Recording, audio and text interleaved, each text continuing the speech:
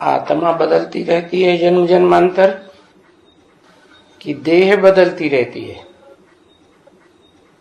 देह बदलती रहती है, आत्मा तो बदलती नहीं है, इसलिए आत्मा अविनाशी है।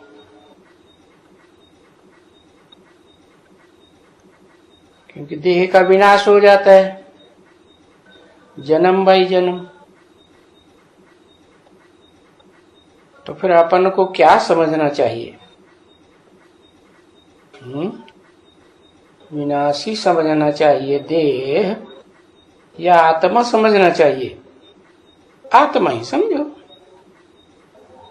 और विनाशी शरीर न समझो। यानी इस समय में बाप ज्ञान देते हैं,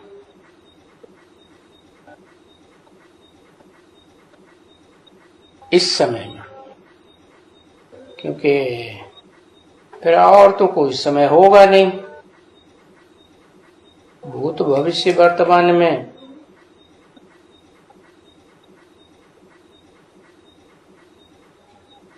बाप तो एक ही बार आते हैं।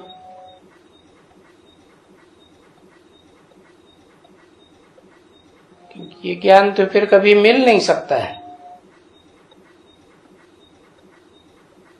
न मिल सकता है और न कभी कोई दे सकता है।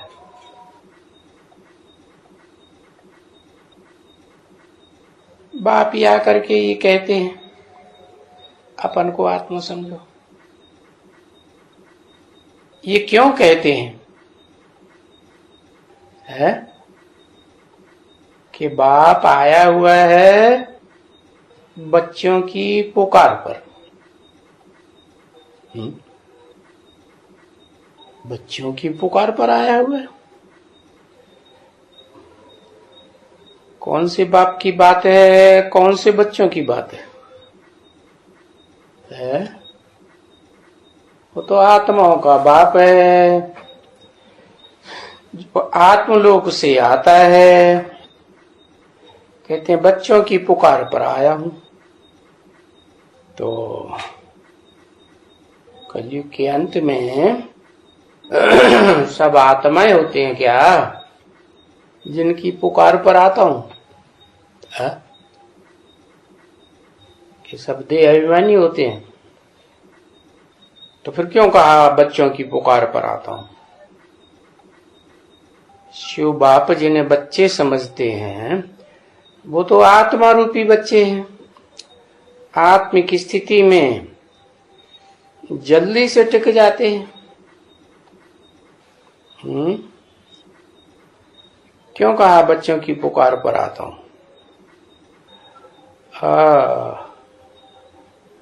उन बच्चों की पुकार पर आता हूं जो आत्मिक स्टेज में अंतिम जन्मों तक भी रहते हैं। तो सवाल है बच्चे बाप के कौन हैं? कौन है माने 500-700 करोड़ बच्चे हैं या कौन है? 33 करोड़ हैं। बाप के बच्चे कौन है? माने आत्मा है। तो उनकी पुकार पर आते हैं। अच्छा, और गांधी जी ने जब आवाज लगाई पतित पावनाओ, तो क्या 40 करोड़ नहीं थे? उनकी पुकार पर नहीं आया? वो सब आत्मा थे या नहीं थे?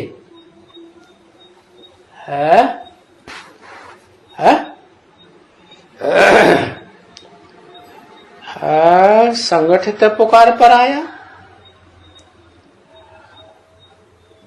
संगठित पुकार पर आया। ना 40 करोड़ों में जो 33 करोड़ देवताएं थे उनकी पुकार पर आया है। आत्माएं ड्रामा के प्लेन अनुसार अब उन आत्माओं को ये पता नहीं है कि ये कोई पुरुषोत्तम संगम युग है। क्या? कैसा युग? पुरुषों में उत्तम उत्तम आत्माएं नंबरवार प्रत्यक्ष होती जाएंगी, परंतु बाप आकर के समझाते हैं। क्या समझाते हैं? कि मेरा आना ही होता है दो कल्पों के बीच में जो संगम होता है, उस कल्प के पुरुषोत्तम संगम युग पर आता हूं, जबकि ये विश्व पुरुषोत्तम बनती है।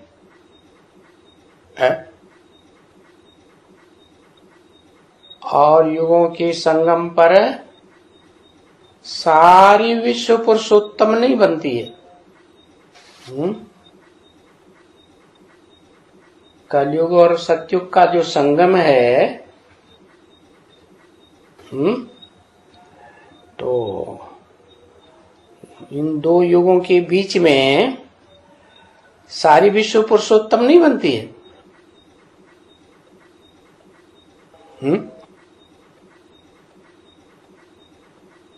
अरे पुरुषोत्तम भी नंबरवार बनना शुरू होंगे, है कि एक साथ बन जाएंगे। नंबरवार बनते हैं तो उनमें जो भी पुरुष मात्र हैं, उनमें जो उत्तम होंगे, जिनकी पुकार पर आया, क्योंकि सृष्टि के आदि में वही उत्तम थे। बहुत पुरानी बात हो गई ना। तो जन्म लेते लेते बहुत पुराने कौन हो गए? वही पुराने हो गए ना। तो जो ज्यादा पुराने हो गए वो ज्यादा तमो प्रधान बने। तमो प्रधान बनेंगे तो दुखी बनेंगे या सुखी बनेंगे? ज्यादा दुखी हो जाते हैं। कहा जाता है भारतवासी है, तो वो तो समझ लेते हैं जड़ जमीन में जो रहते हैं सो भारतवासी। वास्तव में भारत में भगवान आते हैं का मतलब ये नहीं है कि जड़ जमीन में ही आते हैं, नहीं।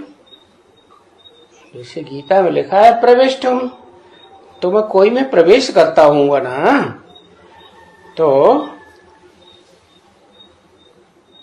बताया जैसे रामायण की सारी कथा है भारत पर, तो क्या जड़ जमीन की बात है? सारी कथा राम के ऊपर है या भारत के ऊपर है? कोई चैतन्य आत्मा देवात्मा हुई है, वो तो समझते हैं त्रेता में हुई है। वास्तव में जब बाप आते हैं तो काम के आधार पर नाम पढ़ते हैं। क्या? राम नाम कोई त्रेता का नहीं है। वास्तव में राम नाम है जब मैं आता हूं और जिसको अव्वल नंबर योग और ज्ञान सिखाता हूं, वो आत्मा योग में सबसे तीखी हो जाती है। योग में माना याद में। किसकी याद में? जो इस षष्ठी रूपी रंगमंच पर पार्ट बजाने वाली आत्माओं में ऊंचते ऊंचे। कोई कहेगा ऊंचते ऊंचे तो हीरो पार्टधारी होता है। हीरो पार्टधारी होता है। हीरो पार्टधारी के ऊपर कोई नहीं होता है? अरे वो ऊपर थोड़ा ही रहता है। जो हीरो पार्टधारी रंगमंच पर हीरो का पार्ट बजाने वाला होता है, उसको भी तो रिहर्सल कराने वाला कोई होता है ना, डायरेक्टर होता है कि नहीं? तो हीरो पार्टधारी उसको ऊंचा मानेगा या नीचा मानेगा? ऊंचा मानेगा ना। हाँ, ये है कि डायरेक्टर सबकी नजर में नहीं आता है। तो बताया कि वो उत्तम आत्माएं इस सृष्टि पर नंबरवार हैं। उनमें जो अव्वल नंबर है वो उसके लिए बोला है राम। क्यों राम कहा जाता है? जिसमें योगी लोग रमण करें, आनंद मनाएं, तो राम कहा गया है। तो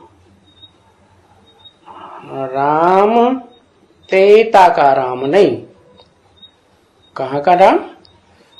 हाँ, संगम का नाम।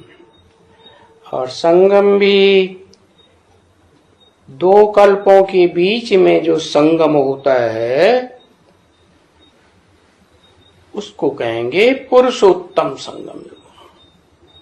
माने उस बीच के टाइम पर एक्यूरेट 500 करोड़ आत्माएं उसको उत्तम ते उत्तम पहचान लेती है। बाकी फिर नंबरवार उत्तम। तो संगम पर, कल्प के संगम पर आता हूं जबकि ये सारा विश्व पुरुषोत्तम बनता है, नंबरवार तो बनता है।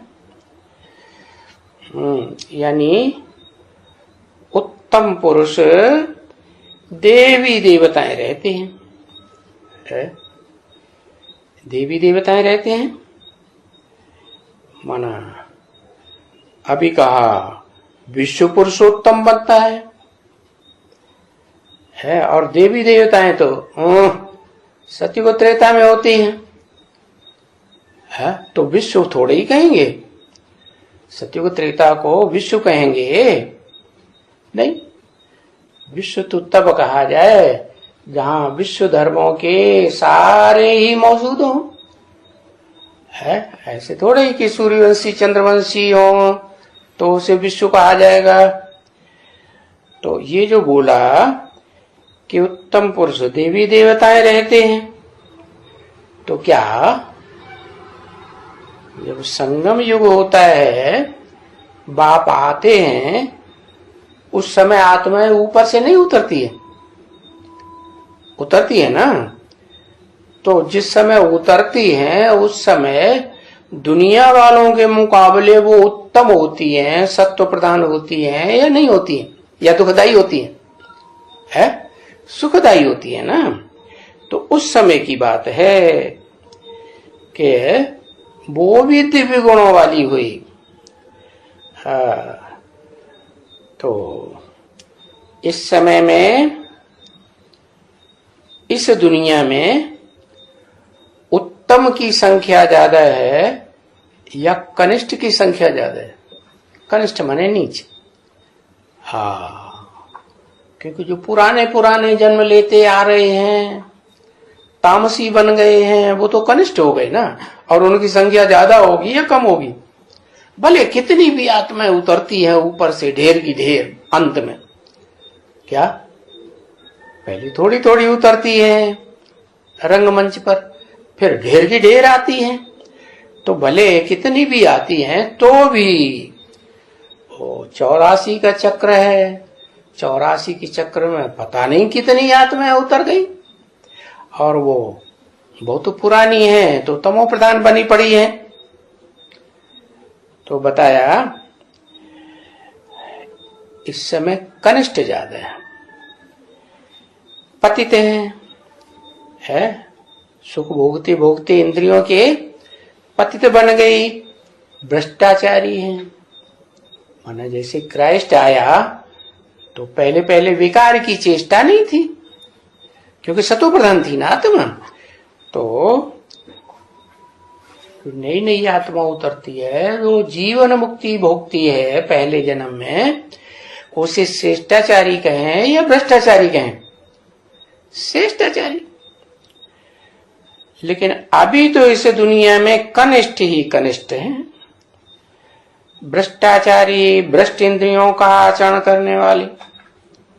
देखो नाम है ना भ्रष्टाचारी, है भ्रष्टाचारी नाम है, तो नाम काम के आधार पर पड़ता है ना, जरूर भ्रष्ट इंद्रियों से आचरण करते होंगे, है।